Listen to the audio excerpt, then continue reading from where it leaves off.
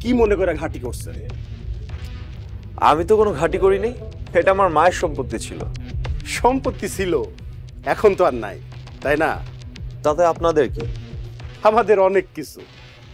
আমরা শফিক তফাদ্দারের লোক, যদি জানে বাঁচতে চান কাইটা পড়ে। আপনারা কি আমাকে হুমকি দিচ্ছেন?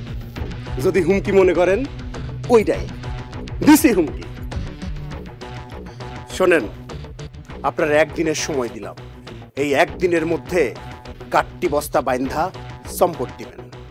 যদি না যান তাহলে আপনার কপালে দুঃখ আছে, যদি ভালো চান সময় থাকতে চইলা যান।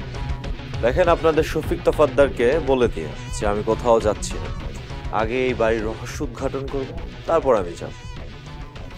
আমিষা ভিলার রহস্য উদ্ঘাটন করতে যায়া আপনি নিজেই রহস্য হয়ে যায় না, কথাটা মাথায় রাখেন।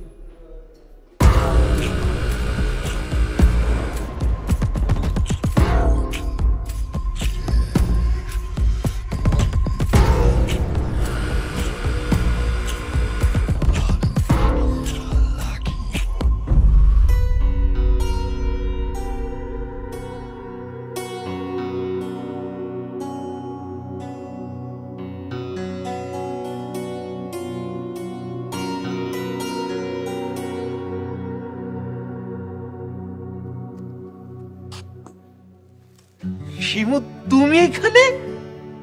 তোমার যে একটা বউ আছে সেটা বোধহয় ভুলেই গেছো। দেশে আসার পর তো একটা ফোনও করলা না।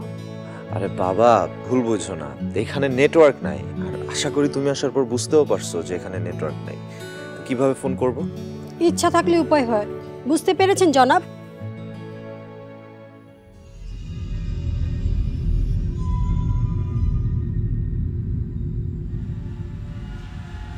রায় তো অনেক হয়েছে, এখন আর বাইরে থাকুন যাইব না, মানুষের নজর লাগবো। আজও সবাই বলে ভূত পেতে নজর লাগে, আর আপনি বলছেন মানুষের নজর লাগে। ইন্টারেস্টিং তো। চলেন।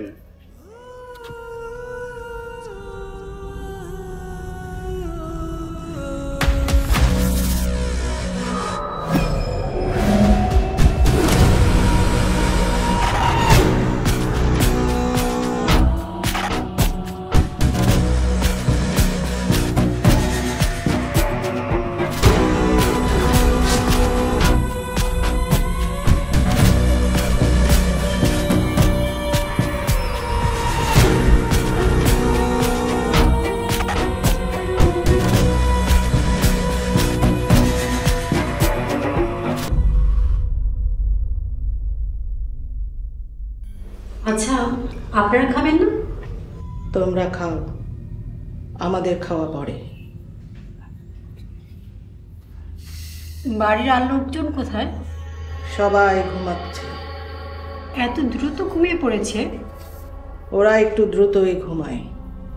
আচ্ছা, আমাকে একটা কথা বলেন তো, এই বাড়ির মোট সদস্য সংখ্যা কয়জন?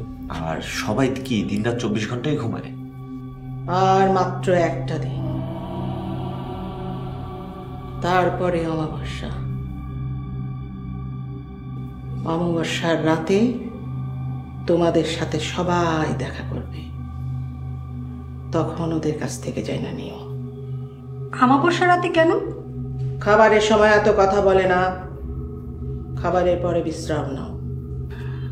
মধু কাকা, কাল বাইরে কিছু কাজ আছে আমার, আপনি কি আমাকে একটু সাহায্য করতে পারবেন? আমি তো বাইরে যেতে পারবো না। কেন? বাইরে কি সমস্যা? মানে বেরোতে পারবেন না কেন?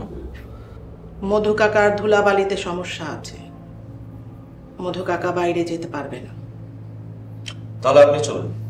আমিও যেতে পারবো না, তোমরা খেয়ে বিশ্রাম করো গিয়ে। আচ্ছা কাকা, সত্যি করে বলেন তো, আপনারা বাড়ির বাইরে গেলে কি সমস্যা? নিষেধ আছে, আমাদের বাড়ির বাইরে যাওয়া নিষেধ আছে।